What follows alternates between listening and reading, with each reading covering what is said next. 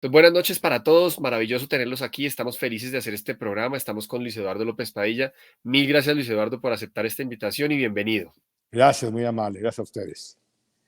Ustedes saben que venimos haciendo una campaña de expectativa y que estamos muy felices, no solo por el programa que vamos a hacer hoy, que les garantizo que va a estar buenísimo y les va a entregar muchísimas cosas para su vida, para su salvación, para su conocimiento, para su fe, para todo, sino que además estamos haciendo el lanzamiento de un libro que para nosotros fue un regalo de Dios.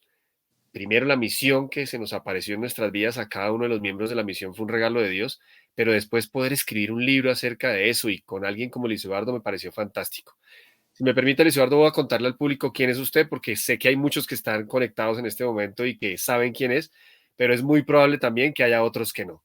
Entonces les cuento, Luis Eduardo, pues es abogado de profesión, es una persona que ha estudiado teología, filosofía, que definitivamente se ha dedicado a esto, pero sobre todo que es una autoridad en todo el tema de las apariciones marianas y de las revelaciones privadas, las cuales está estudiando desde 1980, 1983, ahora usted me corrige, pero el caso es que hace ya mucho tiempo y que precisamente eso le ha dado un conocimiento grande y una capacidad de discernir, porque todo esto lo ha hecho para el Señor, lo que significa que se mantiene en oración, se lo dedica a Él, cada vez que el Señor le pone una prueba, se la ofrece a Él. Y nosotros que ya lo conocemos hace ya tantos años, hemos sido testigos de cómo Él ha ido superando incluso las pruebas personales que le pone el Señor para, no, para que esta misión que Él hace no se tranque por nada. Entonces, para nosotros, que una persona con la cantidad de libros que ha escrito, con la investigación que ha hecho, con más de 5.000 conferencias que ha dado alrededor de todo el mundo, haya tenido el tiempo y haya querido escribir este libro que tenemos hoy acá y que estamos haciendo este lanzamiento de la misión Iberos de las Copas de la Era Divina, de verdad que es un honor. Y yo quiero aprovechar hoy sí para, delante de todo el público, delante de nuestro Señor, así como para que interceda por nosotros, darle las gracias a Él, por supuesto, y a usted, Luis Eduardo, por esto. El hecho de que esto exista para nosotros ya es muy, muy importante. Así que mil gracias en nombre de toda la misión Iberos. No, al contrario, gracias a ustedes por la posibilidad que me dieron de escribir este importante libro tan trascendental para estos tiempos. Qué bueno, sí, y esa es la palabra, ¿no? Trascendental. Y como para ya entrar en materia, yo quiero arrancar haciéndole una pregunta, pues grande, para que usted la conteste como quiera, obviamente, pero es, ¿de dónde salió la motivación? Por qué decidió Luis Eduardo escribir este libro? Bueno, desde 1986 he tenido la gracia de conocer de manera más cercana las apariciones de la Santísima Virgen, arrancando con la de Medjugorje, Yugoslavia. Ya había conocido años antes, desde luego por formación familiar, la aparición de Fátima y la de La Salette en Francia, por medio de un libro de un español que luego hice una gran amistad con él, el señor Francisco Sánchez Ventura y Pascual. El libro se titulaba Estigmatizados de apariciones y se fueron dando una serie de circunstancias providenciales para irme vinculando cada vez más con el tema mariano, al extremo de que dejé mi trabajo profesional. Yo soy abogado, como se mencionó en la introducción, titulado. Me costó muchos años, 5 años, titularme y me titulé con honores, con mención honorífica y todo, pero uno siente el llamado de Dios y siente que el cielo le está pidiendo un mayor sacrificio para dedicarnos a promover todo este proyecto divino de salvación por medio de la Santísima Virgen. Y fue más o menos después del año 2012 o 2013 que tuve la oportunidad de conocer en su casa a Beatriz, que ahora ya goza de la visión celestial en el cielo, y tener conocimiento de una manifestación que no había tenido oportunidad de tener información, que es la de la misión Io Eros. Quedé profundamente impactado. Quedé impactado por el instrumento, quedé impactado por la revelación, quedé impactado por la sencillez de la propia Beatriz, por la profundidad y porque humanamente es muy complejo, no solo la forma en que se va elaborando el contenido del mensaje, sino lo que relaciona el mismo respecto de ciertos elementos científicos que humanamente no están al alcance de cualquier persona. Entonces, aquí, amén de todo lo que llevaba la relación espiritual de vida sacramental, de conversión, de confesión, de Eucaristía, del rezo del Santo Rosario, y esa relación tan especial con Dios Padre, pues me hizo, después de un proceso de reflexión, convencerme del signo sobrenatural de esta manifestación. Y cuando me pidieron este encargo, de entrada me vi un poco dudoso de aceptar porque es muy complejo. De hecho, creo que es el libro más difícil que me ha costado poder poner por escrito, por el contenido de su mensaje, por todo lo que es la elaboración del mismo, etcétera. Pero después, pues, de ciertos signos que sin pedir me llegaron, me convencí que había que llevarlo adelante, y a Dios gracias, pues después de 2 años de estar trabajando casi todos los días, pudimos llevar adelante el libro que se intitula Io Eros, de la luna Io, del asteroide Eros, las copas de la ira divina. Muy bien. Pues espectacular. Yo a veces no termino de creer algo que arrancó. Esto era un comedor, una sala normal de un apartamento y termina siendo un santuario y son esas cosas maravillosas que hace Dios, ¿no? El libro tiene contenido de todos los tipos, ¿no? Tiene contenido religioso, teológico, fundamental en todo lo que es nuestro magisterio, nuestra fe, pero tiene un gran contenido también científico y unas cosas que uno no se esperaría encontrar en un libro, digamos, en una biblioteca cristiana. Uno no diría, oiga, este libro tiene una cantidad de información que es lo que va a ser sorprendente para la ciencia, ¿no? Cuando vea cómo desde una casa normal en donde no hay nada de ciencia se construyó algo con tanto detalle científico. Pero arranquemos a desmenuzar ciertas cosas y queríamos preguntarle, en el libro se mencionan varios, al principio, sobre el primer capítulo, se mencionan unos mitos, ¿no? Y se habla de los mitos, de los diferentes dioses, de las leyendas que había. Y nuestra fe católica, ¿cómo puede observar todos estos mitos y todo lo que había, ese como primer capítulo, lo que usted menciona ahí? Sí, la razón por la cual abordé esta primera temática que relaciona efectivamente mitos de antiguas civilizaciones ligados particularmente a eventos que han ocurrido en la Tierra y que están retomados en la Sagrada Escritura, están retomados en la Biblia. Concretamente, por poner un ejemplo, el diluvio universal.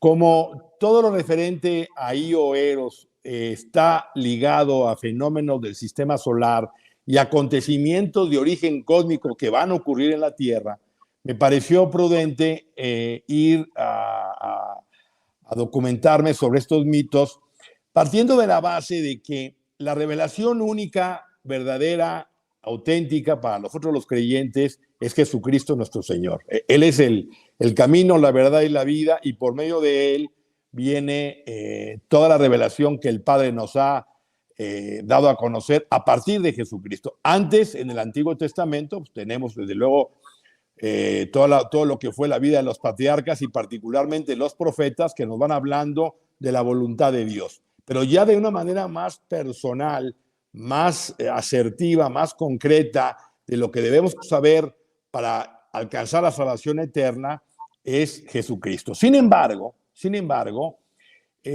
partimos de la base de que en la Tierra habemos cerca de 7.500 millones de seres humanos. De esos 7.500 millones de seres humanos, solamente 1.000 millones somos católicos. 300 millones son cristianos, son 1.300 millones.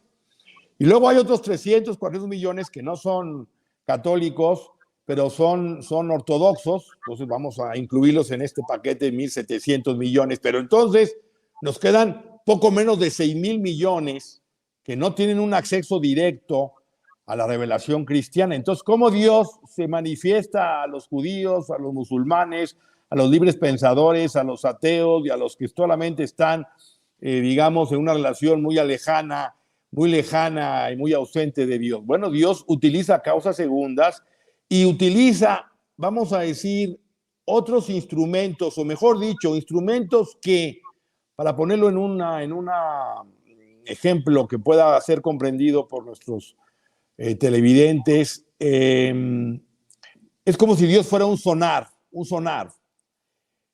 y va dando su mensaje, y en la medida en que nosotros vamos en una frecuencia entrando en ese sonar, vamos oyendo y entendiendo la voluntad de Dios. El mejor sonar, vamos a decirlo así, ya lo mencioné, es Jesucristo.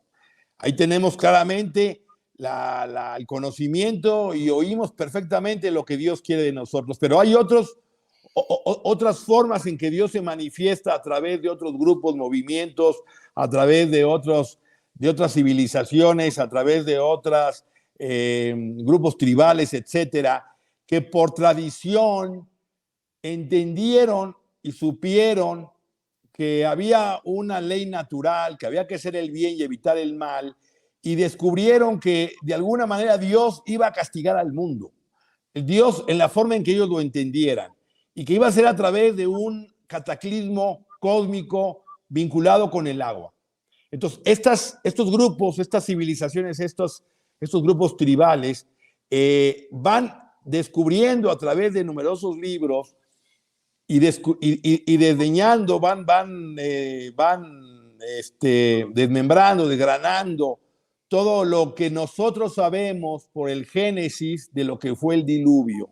Entonces, esto me pareció importante mencionarlo en el capítulo primero del libro, para que sepamos que esto que va a ocurrir ahora, el aviso, por ejemplo, y los eventos cósmicos no son exclusivos de la fe católica, sino que Dios en esa presencia que todo lo alcanza y todo lo contiene, también ha revelado de otras formas a todo el mundo, con otra terminología, lo que son estos acontecimientos de origen cósmico que tienen que ver con lo que conocemos, por ejemplo, como el aviso.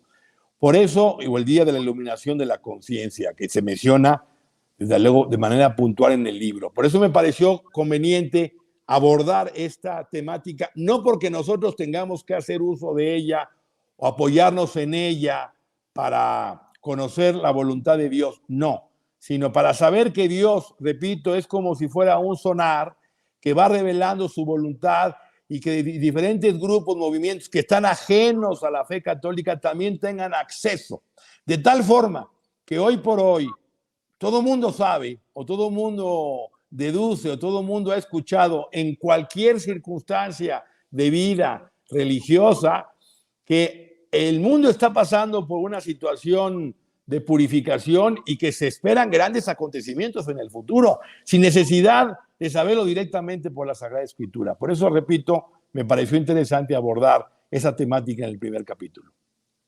Interesante. Y no, y creo que estamos todos de acuerdo en que estas revelaciones privadas no son otra cosa más que un esfuerzo adicional que hace el Señor por cautivar a sus hijos, por llegar, por llevarles el mensaje, porque definitivamente, pues todo ya está dicho. Jesús ya dijo, ya nos mostró el camino, la verdad y la vida, pero estas revelaciones se dan, como las apariciones marianas, como las revelaciones privadas, para llamar nuestra atención y para que, como nosotros en el grupo, ¿no? Muchos de nosotros tenemos esa historia.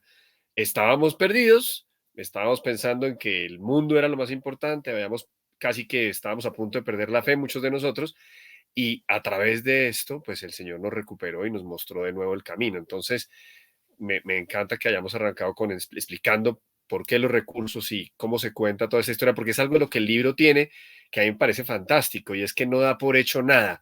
Si se va a hablar de un tema, incluso científico, el autor se tomó el trabajo de ponernos en contexto, ¿sabes? Como de no hablarnos de estrellas, como de sistema solar, de planetas, sin poner algo de contexto, sin asumir que todos tenemos que saber. Bueno, Así es. yo no quiero seguir sin preguntar algo, porque uno oye a Luis Eduardo y uno dice, oiga, Luis Eduardo es una persona que definitivamente, pues desde 1986 viene haciendo esto.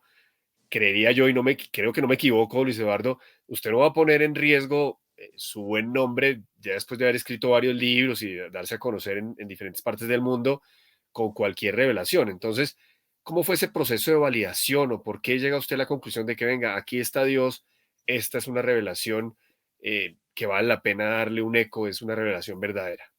Bueno, por dos razones. La primera, porque al margen de todo lo que es el evento astronómico, al margen de eso, la revelación contenida dentro de la misión Nio Eros también tiene una enseñanza evangélica, cristocéntrica, eclesial y mariana. Es decir, María está presente, incluso vamos a decir, lo que el Padre revela de alguna manera con lo que es Nio Eros, pues aparece la Virgen de Guadalupe alada, es decir, con alas, lo cual es un asunto de trascendencia, para su servidor de trascendencia y de convicción del origen divino de esta revelación.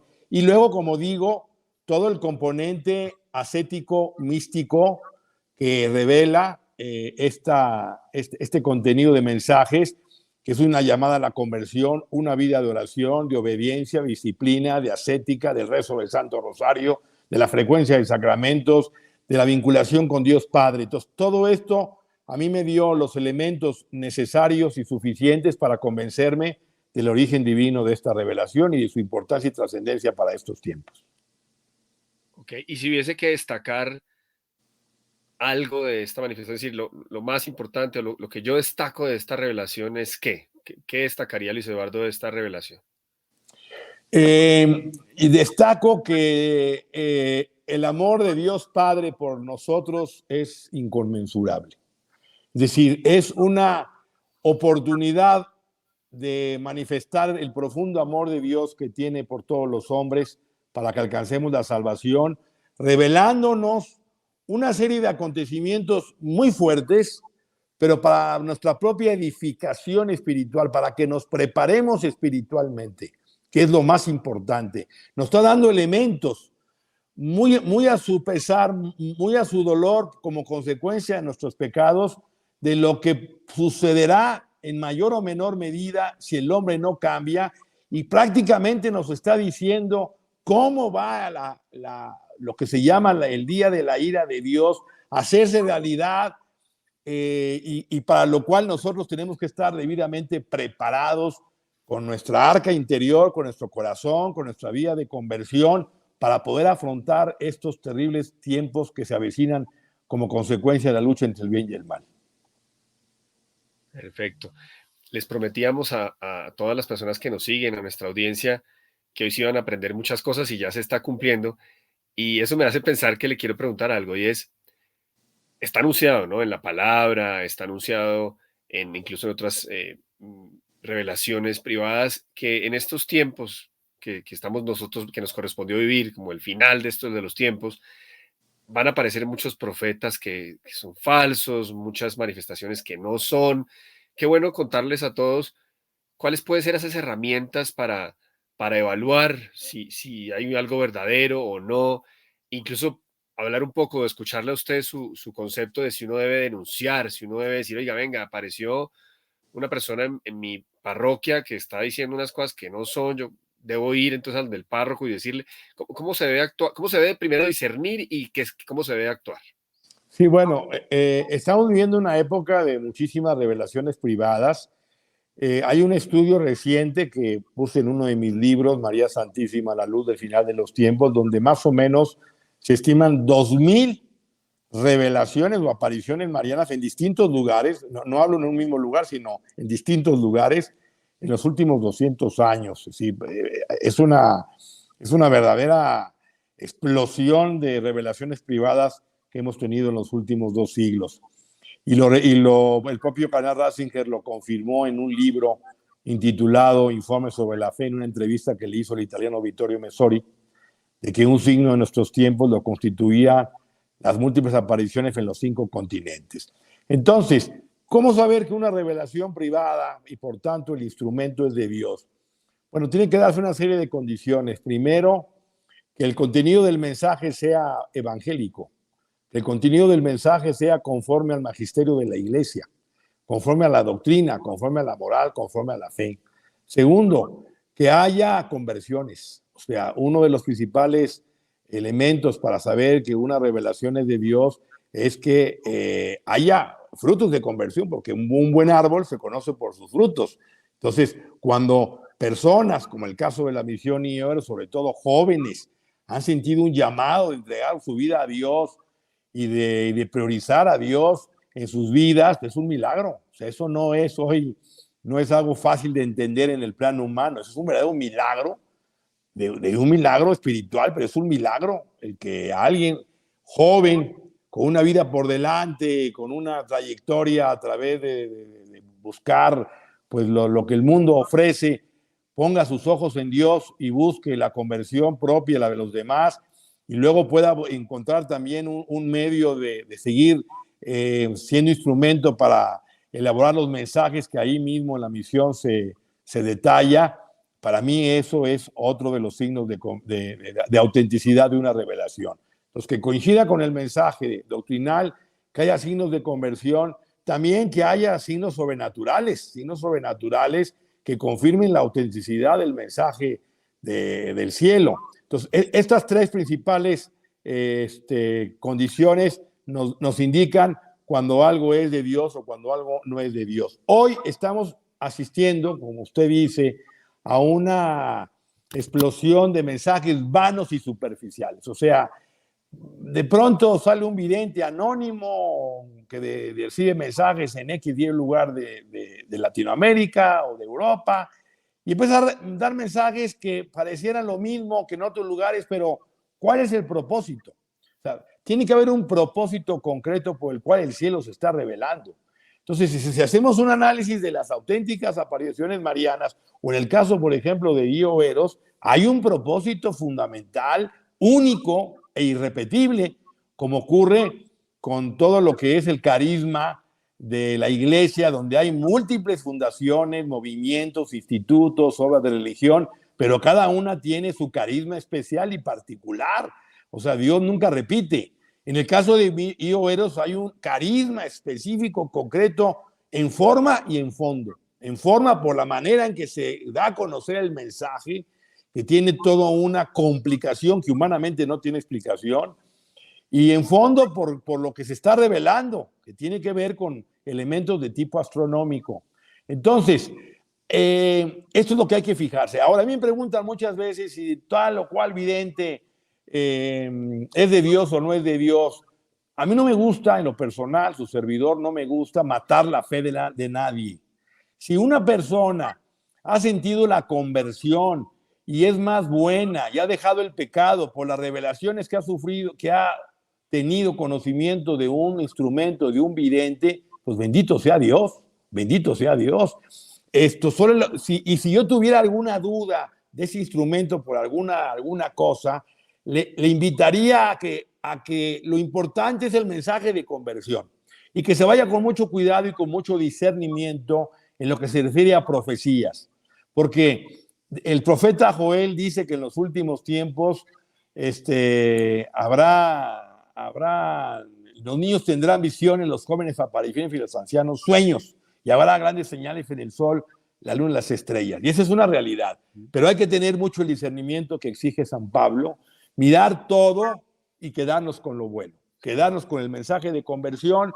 No soy, su servidor no es de andar desacreditando a las personas, repito, porque el Espíritu Santo sopla donde quiere, pero a menos que ese instrumento esté diciendo cosas contrarias a la fe, contrarias al dogma o contrarias a la moral, entonces sí lo mencionaré. Pero si son asuntos opinables o discutibles, dejo pues que las personas, si tienen una conversión por medio de ese instrumento, adelante. Pero no se trata de andar, no hay que perder tiempo con dedicarnos a estar desacreditando instrumentos, como mayormente llamar a la conversión a través del mensaje que la Virgen pide. Perfecto.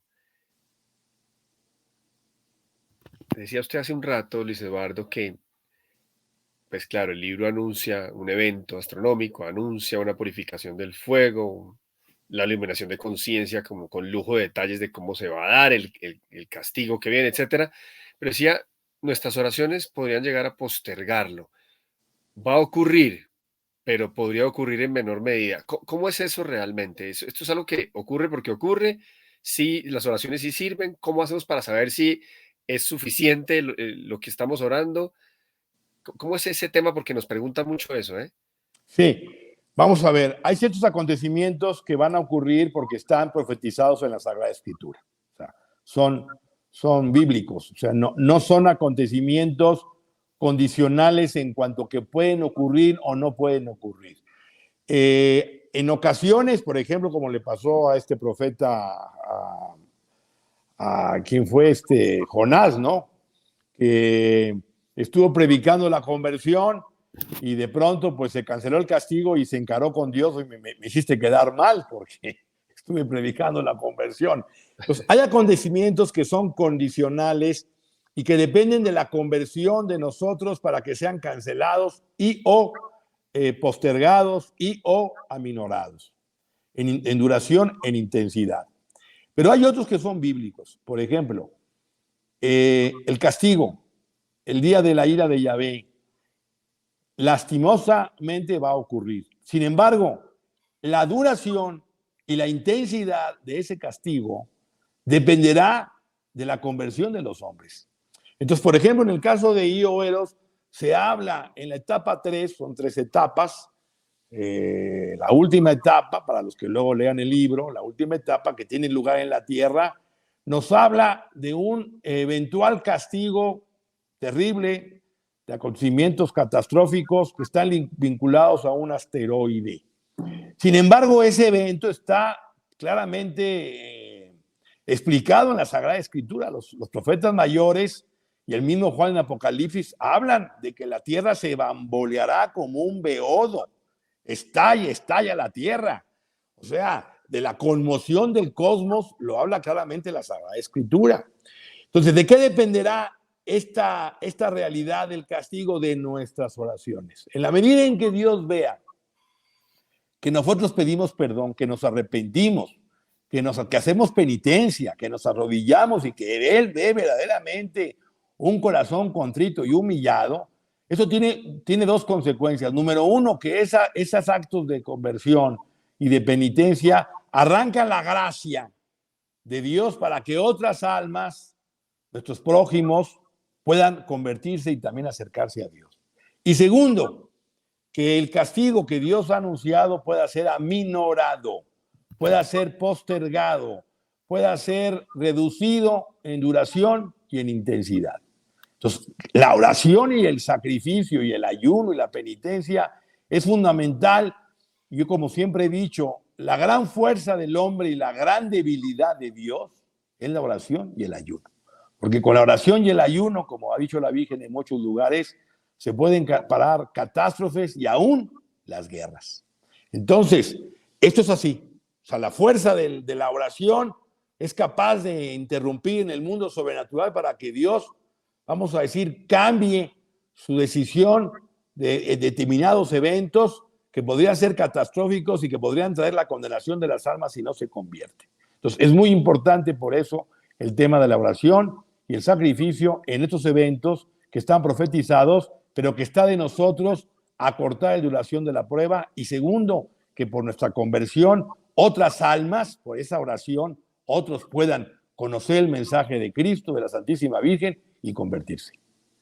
Decía usted hace un rato de los jóvenes de la misión, y me acuerdo que yo fui de los jóvenes, no tan joven, porque hace 20 años o 22 años yo tenía como 26, pero sí tengo compañeros y compañeras que en esa época tenían 16, o sea, que realmente eran jóvenes y que agarraron a dedicarle su vida al Señor en esta misión desde esa edad, cosa que yo también admiro muchísimo. Y me acuerdo de esa época, de algo que usted mencionó ahorita, que de hecho esta es pregunta doble, porque el libro se llama Las copas de la ira divina, ¿no? Y esa ira divina me acuerda de esa pregunta que nos hacían con tanta frecuencia, porque no entiendo, ¿no? Nos decían los jóvenes, ¿por qué la ira es un pecado, pero Dios sí puede tener ira? Entonces, qué bueno hablar como de esa pregunta doble de por qué el libro se llama Las copas de la ira divina y por qué si hay una ira que es divina y hay otra ira que sí es pecado, que es la de nosotros los humanos. Sí, la ira es un pecado capital. Es un pecado capital que va en contra de la virtud de la paciencia, ¿no? Se dice que hay 7 virtudes en contra de los 7 pecados capitales. Entonces, un pecado capital es la ira. Cuando hablamos de la ira divina, es una forma de hablar del día de la justicia de Dios. Es una forma de hablar. Dios, obviamente, por ser Dios, es perfecto, y siendo perfecto, está en el justo medio y no tiene obviamente ninguna sombra de pecado, porque es la perfección misma. Pero hablar del día de la justicia, el día de la ira divina, es enfatizar su justicia santa, que es perfecta. Y es perfecta porque le da a cada quien lo suyo, lo que le corresponde, mirando esa justicia, el corazón de cada hombre que prueba la tierra, que Dios conoce perfectamente bien y conoce nuestras obras, y no solo nuestras obras, sino nuestras más íntimas intenciones, deseos y pensamientos. Entonces, esta justicia que queda perfectamente equilibrada en su fiel de su balanza con su misericordia, va a ser revelada el día de nuestro juicio particular, va a ser revelada el día del juicio universal, donde todos sabremos por qué fulanito se salvó y por qué sutanito se condenó. O sea, porque quedará de manifiesta su justicia. Pero en la tierra, esa justicia, que para nosotros nos parece injusta, nos parece violenta, nos parece terrible, es justa, divina, de la acción de Dios, y así se llama día de la ira, porque será tan violenta su acción para poder purificar la humanidad, para poderle dar al hombre lo que corresponde, que por eso se le conoce en la Sagrada Escritura como el día de la ira divina. Hay que mirar, señor Francisco, hay que mirar cómo está el mundo. Hay que mirar cómo el hombre hoy se empeña en ofender a Dios, cómo el hombre se burla de Dios, se burla de sus leyes, se burla de la vida, se burla del santo matrimonio que él instituyó, se burla de la iglesia, se burla de los sacerdotes, del papa, se burla de todo lo que es sagrado. Y al verlo, y al ver las atrocidades, al ver los pecados, al ver la falta de temor de Dios en la inmensa mayoría de los hombres que hay en esta tierra, al ver todo eso, entonces nunca jamás diremos que Dios es injusto y que su ira no es santa, porque su ira es fruto de la justicia divina, de lo que el hombre de hoy, si no se convierte, merece por nuestros pecados. Por eso se llama el día de la ira de Yahvé, o también el día de su justicia, en la que se manifiesta, repito, su perfecta caridad y misericordia, que está emparejada con su justicia. La justicia de Dios es amor, es perfecta. Cristo Jesús, su Hijo único, que nació de María Santísima, murió en la cruz en medio de una negación de uno de sus discípulos, en medio de otra negación de su principal apóstol, de Pedro, que había sido nombrado como roca de la iglesia, donde todos lo abandonaron, donde fue escupido, flagelado, bofeteado, burlado, donde fue expuesto desnudo en la cruz, donde todavía en la cruz se burlaban de él los escribas y fariseos. Luego fue coronado de espinas, crucificado hasta la última gota de su sangre. Y el Padre Eterno no le ahorró nada a su Hijo. Vamos a decirlo en palabras un poco fuertes, no le perdonó. Cuando Jesús, su Hijo, le suplicó o le dijo en el huerto de los olivos, Padre, si te es posible, que pase de mí este cáliz, pero no se haga mi voluntad, sino la tuya. Y el Señor no le ahorró. Entonces, lo digo esto porque Dios permitió que su Hijo Jesús muriera en la cruz por los pecados de nosotros, para podernos redimir, para podernos salvar. Y de la misma manera Dios, en su justa ira divina, va a purificar esta humanidad como tiene que ser si los hombres seguimos ofendiéndolo y seguimos pecando como lamentablemente está ocurriendo en este siglo XXI. Así es. Y bueno, y ahora viene una parte que quiero preguntar que no es como dicen ahora los muchachos en YouTube, no es spoiler alert, es decir, no vamos a dañarle a la gente que se lea el libro con tranquilidad, pero algo que pasa en el libro que es muy contundente a la luz de la misión y de la revelación, y es el lujo de detalles, como decía hace un rato, para cada una de las eras, los tres momentos que el Señor describe, la era de Io, de la luna de Júpiter, luego la era de Eros y luego la tercera etapa. Y tan específico que hay unas gráficas y unos diagramas como muy claros, ¿no? Yo aquí más o menos muestro, son unos diagramas en donde va contando paso a paso qué es lo que está pasando y es lo que los lectores van a poder ver y entender. Pero una pregunta gruesa es, en esas tres etapas, cuando llegue ese momento, si nos va a corresponderlo vivir a nosotros o a nuestros hijos o a los hijos de nuestros hijos, es decir, para ese momento, ¿cuál puede ser ese refugio? ¿Cómo podemos asegurar estar tranquilos? Bueno, una pregunta muy importante porque hoy hay mucha información en mi lectura personal poco asertiva sobre el tema de los refugios. Entonces la gente anda buscando dónde irse a vivir, si fuera de la ciudad, y están construyendo y buscando refugios que le llaman refugios marianos. Yo respeto, desde luego, la decisión de cada uno, pero vamos a hacer un poco memoria de lo que es el principal refugio que conocemos en la historia de la salvación, que es el arca de Noé. Para que Noé construyera el arca, primero Noé justificó su vida ante Dios.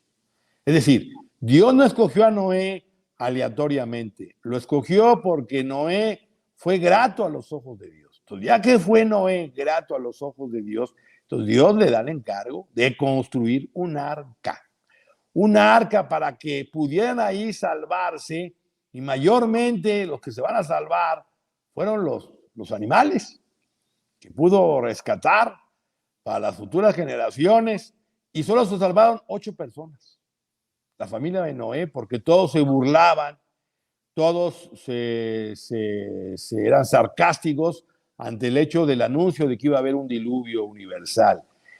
Hoy está sucediendo lo mismo.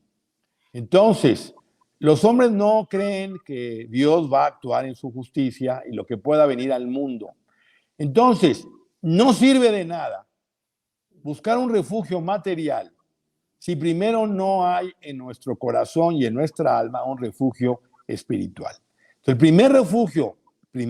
primer refugio que debe haber es un corazón contrito y humillado, un corazón convertido, un hombre orante, un hombre que toma el rezo del Santo Rosario, un hombre que acuda con frecuencia a la Eucaristía, un hombre que acude y recibe el cuerpo y la sangre de Cristo, un hombre que es devoto de la Santísima Virgen María, un auténtico devoto, un hombre que busca ser bueno, ser generoso, ser instrumento de conversión para los demás, un hombre que busca, en una palabra, ser santo, ser virtuoso. Una vez que ya hayamos dado ese paso, entonces Dios ya nos dará la siguiente etapa para que busquemos, y Dios se encargará de ello oportunamente, el arca que también proteja nuestro cuerpo, porque nosotros somos seres trinos, creados a imagen y semejanza de Dios. Tenemos un cuerpo semejante al Hijo, un entendimiento semejante al Espíritu Santo y un alma semejante al Padre Eterno. Entonces, nuestro ser trino tiene que ser protegido. Primero el alma. Y el alma se protege con gracia, con santidad. Luego el entendimiento, ¿dónde la vamos a encontrar? ¿Dónde vamos a encontrar refugio del entendimiento? En la fe, como Abraham. Por eso Abraham fue escogido como padre de todas las futuras generaciones. Y luego, al final, nuestro cuerpo.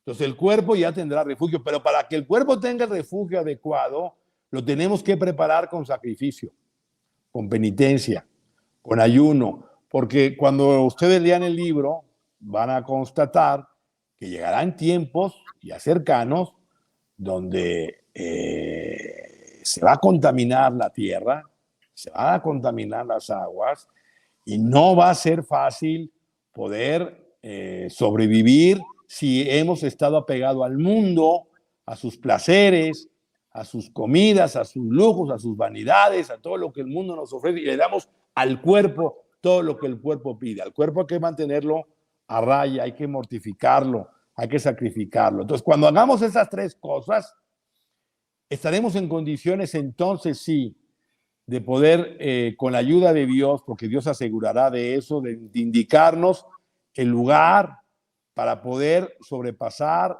y sobrevivir y enfrentar los difíciles eventos y tiempos que vamos a pasar en la tierra como consecuencia de los eventos de la que conocemos en el libro como etapa Io, etapa Eros y luego la tercera etapa en la Tierra. Yo me sospecho que la respuesta a esta pregunta va a estar por ahí en cuanto a la preparación de ese ser trino nosotros mismos, pero de todas maneras le quiero preguntar, porque mucha gente se ha acercado, pues en 2 décadas pasan muchas cosas y hay muchas personas que me acuerdo, por ejemplo, estuvieron en la misión o pasaron por la misión en los primeros 5 o 6 años y uno se los ha encontrado después y ellos le dicen a uno, no, yo estoy esperando a que lo de IVO empiece a ocurrir. Cuando lo de IVO empiece a ocurrir, yo por ahí entonces empiezo a corregir mi vida porque pues desde ya para qué, si eso falta.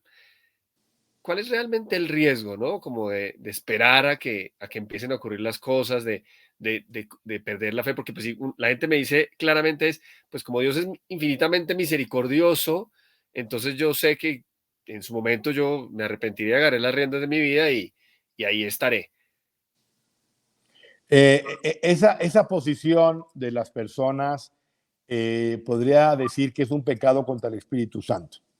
Es un pecado contra el Espíritu Santo porque tanto peca el Espíritu, contra el Espíritu Santo quien abusa de la misericordia de Dios, pensando, ya cuando entonces vengan los acontecimientos, como a mí me ha pasado, a mí familiares cercanos entre broma y serio, que nadie en su casa es profeta, me han dicho, mira Luis Eduardo, cuando ya veamos que esto ocurre, entonces me avisas. Nada más que, y lo digo con respeto, esas personas que me dijeron eso ya se murieron. Los dos murieron, y yo hablo de dos familiares cercanos, murieron de un infarto. No tenemos la vida comprada. El Evangelio ya hace unas semanas nos recordaba de aquel hombre rico que construyó unos nuevos lugares para poder guardar su trigo en abundancia. Y dice, ahora sí voy a descansar porque ya tengo demasiado trigo. Y le dice nuestro Señor insensato, esta noche se va a pedir tu alma. Nosotros no tenemos la vida comprada, y menos en estos tiempos tan difíciles, tan llenos de inseguridad, de violencia, de catástrofes naturales, y no podemos abusar de la misericordia de Dios. Cuando uno conoce la forma y el medio y los elementos para convertirnos, es cuando Dios pide que nos convirtamos, no cuando nos dé a nosotros, decimos en México, nuestra regalada gana, sino cuando Dios dice, ahora es ahora para convertirnos. Lo otro, repito, sería un abuso de la misericordia, un pecado contra el Espíritu Santo, y eso no se perdona. Como también el hombre también que está ligado al pecado contra el Espíritu Santo, el otro pecado es permanecer en pecado y pensar que como soy tan pecador, Dios nunca me va a perdonar. O sea, son los dos extremos de ese pecado contra el Espíritu Santo. Entonces, no sabemos exactamente cuándo va a ocurrir. Sí hay unos signos que lo preceden, pero lo que tampoco sabemos es cuándo Dios nos va a llamar a cuentas.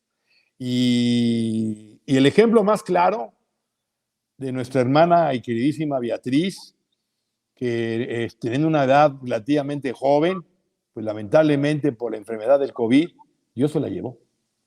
Entonces, no podemos jugar con fuego si no estamos preparados. Nuestra hermana Beatriz, claro que estaba preparada, desde luego, pero me estoy refiriendo a que la muerte, la hermana la muerte, llega en el momento en que menos lo esperamos y la conversión debe ser inmediata y no esperar, como algunos lamentablemente creen, cuando venga lo de IO, cuando venga el aviso, cuando venga lo de Eros, entonces me convierto. Es, repito, abusar de la misericordia de Dios, y eso Dios, que conoce nuestros pensamientos, no le agrada, no le gusta. Dios quiere que seamos como niños y que como niños nos abalancemos en sus brazos al momento que sintamos la necesidad de la conversión.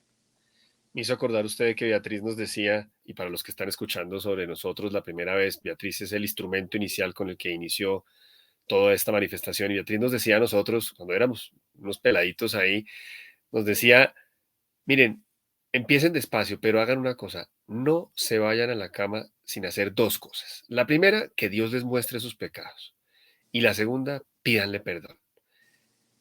Es decir, ella estaba preparadísima, diga, yo estoy seguro, porque pues si ella que nos enseñaba eso y que no dejaba ir a misa ni un solo día y en fin, pues seguramente Dios la encontró en gracia. Pero qué bueno tantas enseñanzas que Dios nos dio a través de hermanos como ella, que nos enseñó a través de ella tantas cosas. En los mensajes de esta revelación hay mucha más información. Por supuesto, el libro habla mucho del evento y se centra en las etapas y demás, pero hay más mensajes. Hay mensajes de profecías menores, hay mensajes de amor, hay mensajes de la iglesia. ¿Cómo interpretar esos mensajes? ¿Cómo tenerlos en cuenta? Háblenos un poco de eso, por favor.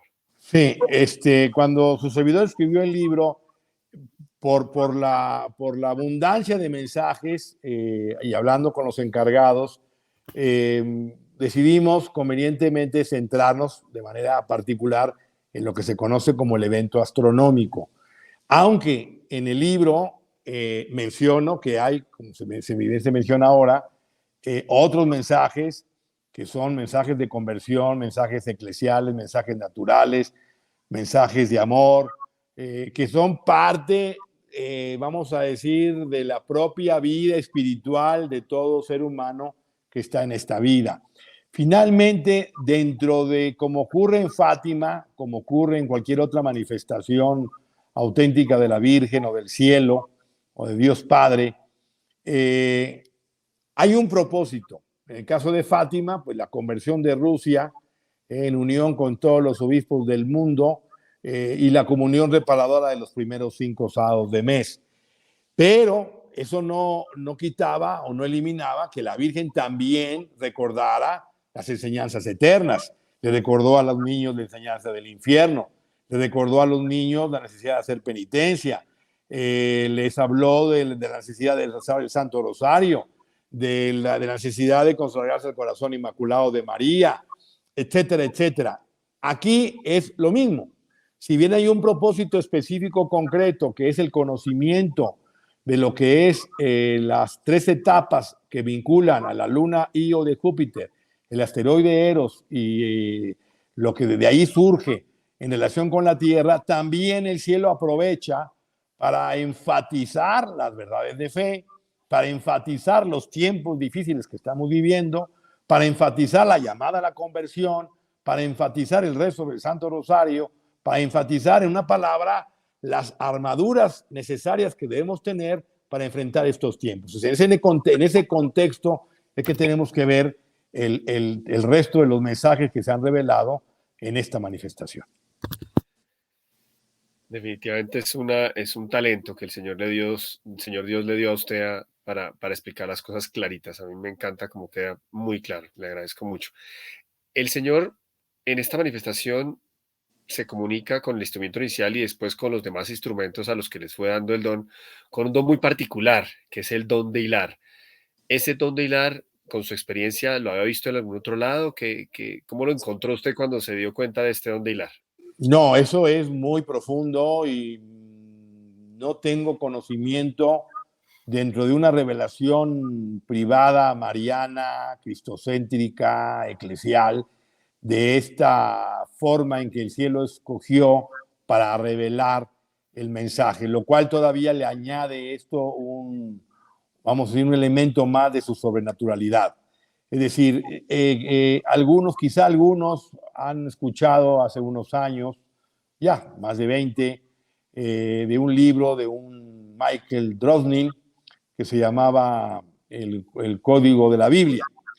Sí. Este código de alguna manera va estableciendo una serie de letras equidistantes que se encuentran dentro de la propia Biblia, concretamente dentro del Torá, de los primeros 5 libros, el llamado Pentateuco de la Biblia nuestra, la Biblia católica, que es el Torá judío de estos 5 libros, y se va armando digamos, una planilla de letras de acuerdo a un sistema informático y de acuerdo a estas letras equidistantes, y que de ahí se descubrían cierto tipo de códigos dentro de la Biblia. Pero fuera de eso, no tengo conocimiento de esta forma que para mí, en lo personal, no me causa ninguna sorpresa, porque Dios saca de las piedras hijos de Abraham, y si a Dios le place revelar el mensaje de la forma que a nosotros nos parezca chocante, extraña, atípica, rara, increíble, única, como uno quiera expresarlo, Dios hace lo que quiere y nosotros a Dios le podemos pedir todo menos explicaciones. O sea, a Dios no se le piden explicaciones. Entonces, si Dios quiso revelar en este contenido de mensaje a través de unas planillas que además se conforman por medio de otros mensajes que vienen de unos arcángeles para indicar qué letras, de qué libro, en qué capítulo, en qué versículo, y esas letras equidistantes para formar unas planillas que van a ser,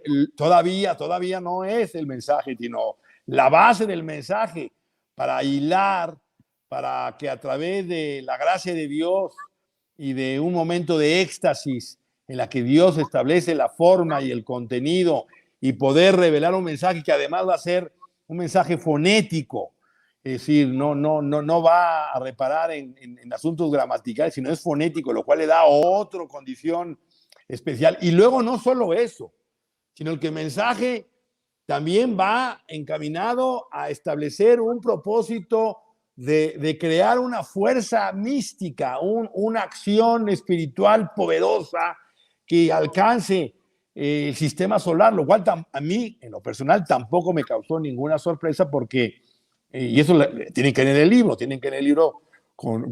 para poder comprender bien lo que quiero transmitir, pero ahora sí no quiero revelar la película completa. Pero en Meyugori hubo un polaco, Boguslaw Lipinski, que utilizó un instrumento para medir la energía a través de un telescopio portátil, donde logró, en un momento donde un viernes la comunidad hacía oración y ayuno, logró medir la energía en miliradios por segundo y quedó sorprendido de lo que ahí descubrió, lo cual demostraba que cuando las personas unidas en cuerpo místico, cuando Jesús dice, cuando dos o más se unan en mi nombre, ahí estaré yo, cuando se unen a rezar y están haciendo ayuno, entonces causa una fuerza poderosa que él logró perfectamente medir en miliradios. Ahora, para que me explique lo que quiero transmitir, el hombre solamente puede vivir con un 0.5 miliradios por hora al día. Bueno, aquí llegó a tener 1000 miliradios por hora. O sea, una cosa desproporcionada. O sea, hay una cantidad de energía que se logró medir cuando había una comunidad de hombres y mujeres de cientos de miles haciendo oración y ayuno. Pues aquí estamos en lo mismo. O sea, a través de una oración que se llama hilar, para establecer una onda que fue por una antena, que además era algo específico, tanto del lugar donde se recibían los mensajes, como propiamente de la misma hermana Beatriz, que también en el libro se explica, y establecer, porque Dios así lo ha establecido, una onda que subiera por esa antena para llegar hasta la luna Io. Entonces, todo este componente que forma parte de la manera en que Dios utilizó para revelar el mensaje, no lo conozco en ninguna otra revelación, es único, exclusivo, y que a mí, al contrario, me da elementos mayores, que ya los tenía, de autenticidad y de origen sobrenatural de esta revelación. Sí, es que de verdad que lo sorprende a uno todo lo que usted acaba de explicar, como tan científico, y yo que pues conocí muy bien a Beatriz, es increíble que se haya construido algo tan científico alrededor de una persona que le pedía a uno que le ayudara a aprender el computador o que le pedía a uno que le ayudara a sacar una cuenta. Es decir, si algo no era ella, era científica y matemática. Podía Así tener es. muchos otros dones, pero Así es. No, a mí lo que me sorprendió, y perdón que interrumpa, lo que me sorprendió de nuestra hermana Beatriz era esa sencillez que le caracterizaba y ese corazón de niño para referirse a Dios Padre con tanta confianza, con tanta, en México decimos desfachatez, no sé si allá la palabra se entienda en Colombia, desfachatez, con tanta, sí se entiende perfecto. perfecto, desfachatez, confianza, como un niño en los brazos de su padre que le pide, mamá, papá, pues vamos a la luna de viaje, sin saber que a la luna no se puede viajar, pero el niño lo pide porque el niño pide lo que cree que le puede dar su padre.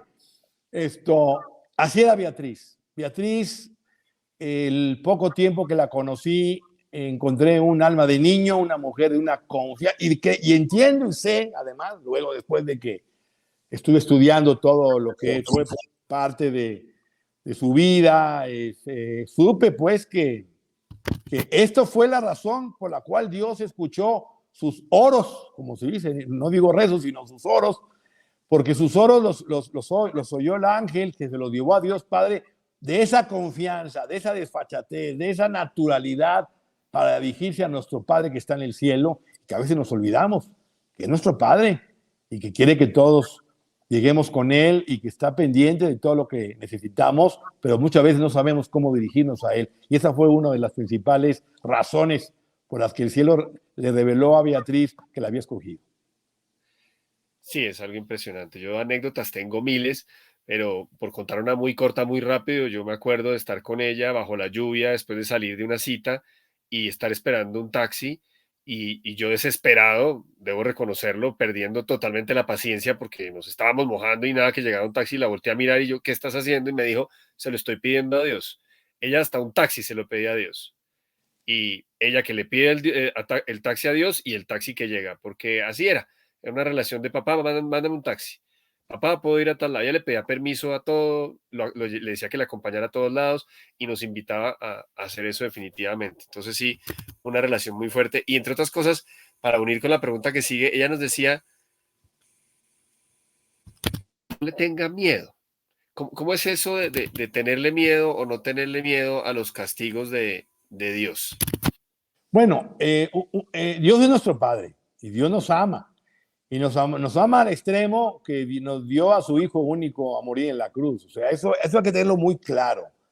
O sea, cuando decimos que Dios es amor, es que Dios no es un amor romántico, es un amor fuerte, es un amor que llevó a su Hijo a la cruz, pero nos ama.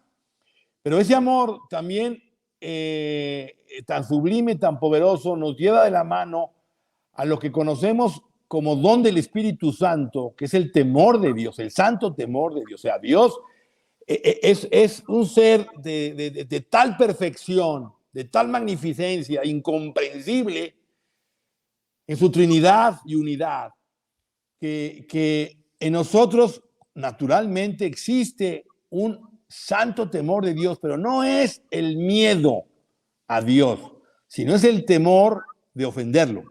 Como por lo menos me acuerdo mi padre, que ya Dios se lo llevó hace muchos años, era de una personalidad fuerte. Nosotros los hermanos, somos 8 hermanos, pues siempre tuvimos una autoridad y un respeto profundísimo a nuestro padre, tanto que le hablábamos de usted. No era miedo, era un temor por su figura, por su autoridad, por su enseñanza, por modelo como padre, como esposo. Entonces le hablábamos de usted. Entonces, pongo este ejemplo para que de la misma manera, de una manera análoga, entendamos que a Dios lo amamos, pero también le tenemos un respeto profundo, pero el respeto va en la línea de no ofenderlo, que es el santo temor de Dios de lo que nos habla.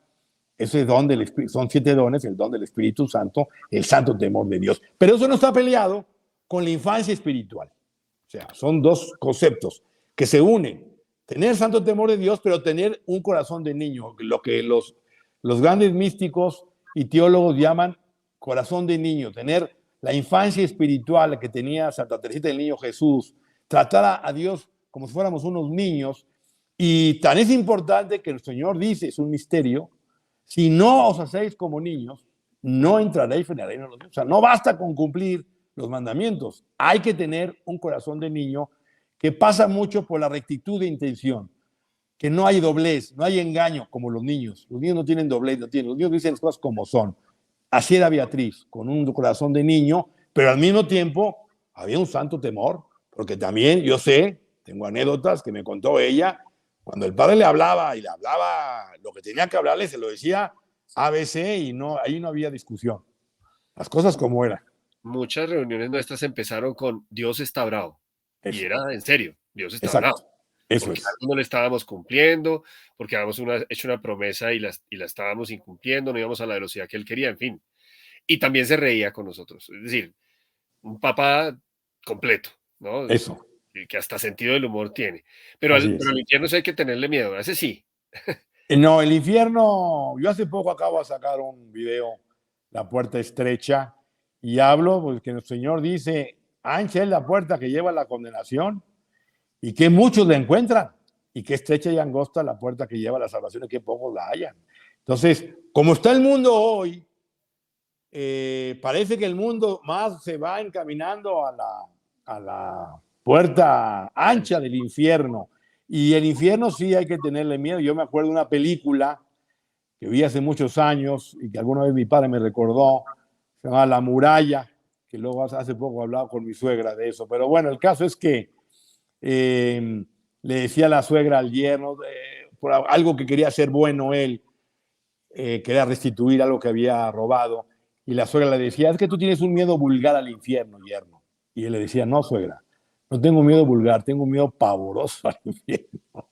O sea, o sea, sí, hay que tener horror al infierno porque el infierno es terrible y la gente no se da cuenta de eso. Eso sí hay que tener miedo a no pecar porque nos puede llevar al infierno para toda la eternidad y eso sí es espantosamente terrible.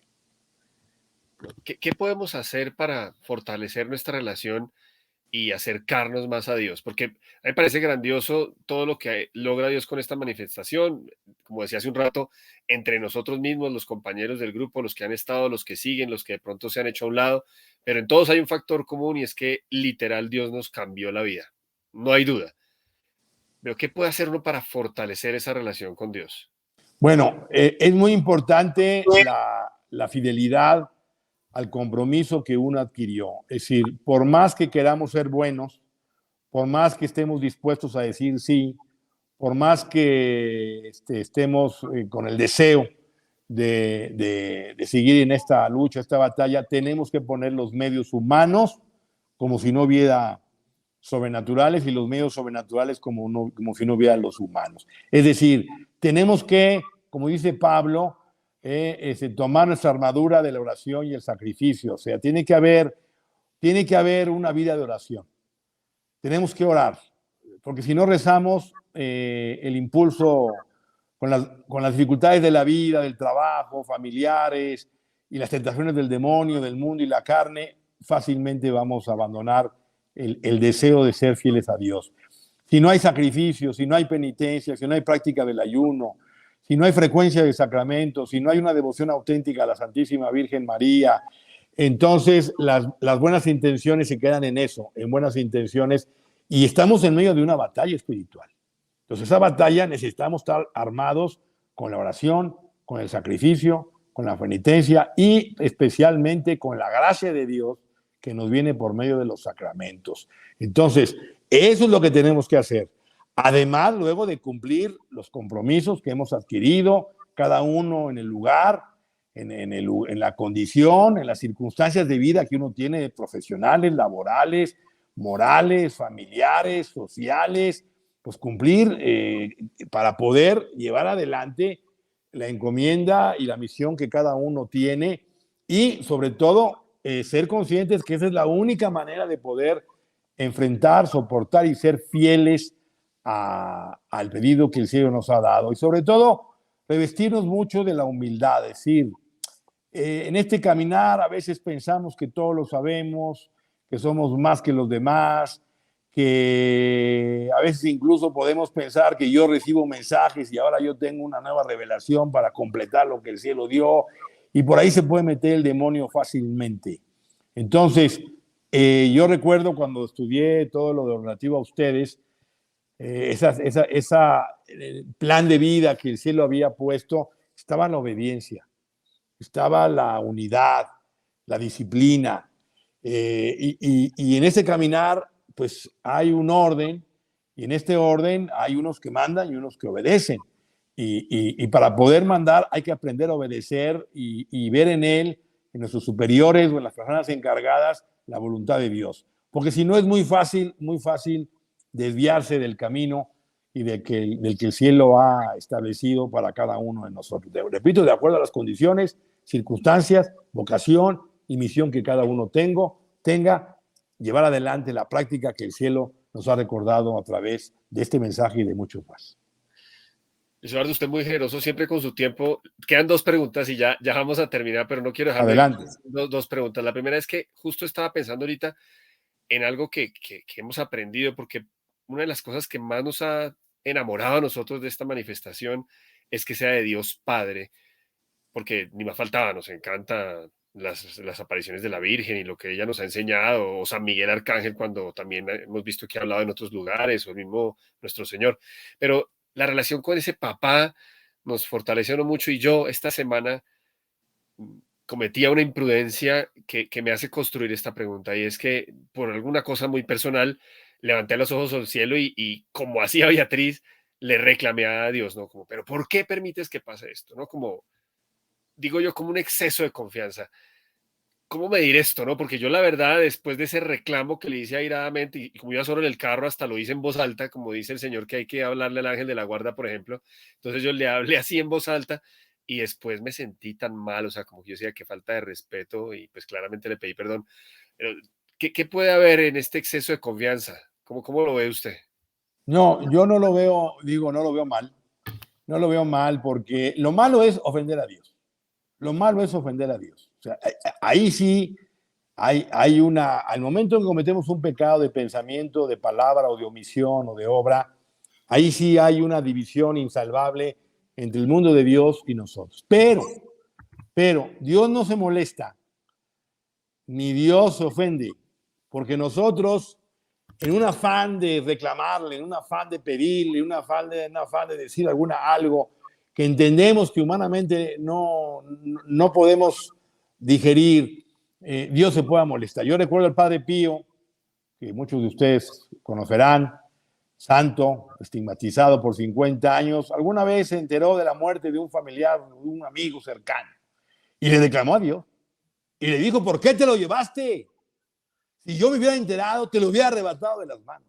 Son las palabras del Padre Pío. O sea, si yo me hubiera enterado, si tú me hubieras dicho que te lo ibas a llevar, te lo hubiera arrebatado de las manos. Parece que le está reclamando a Dios, le está gritando a Dios.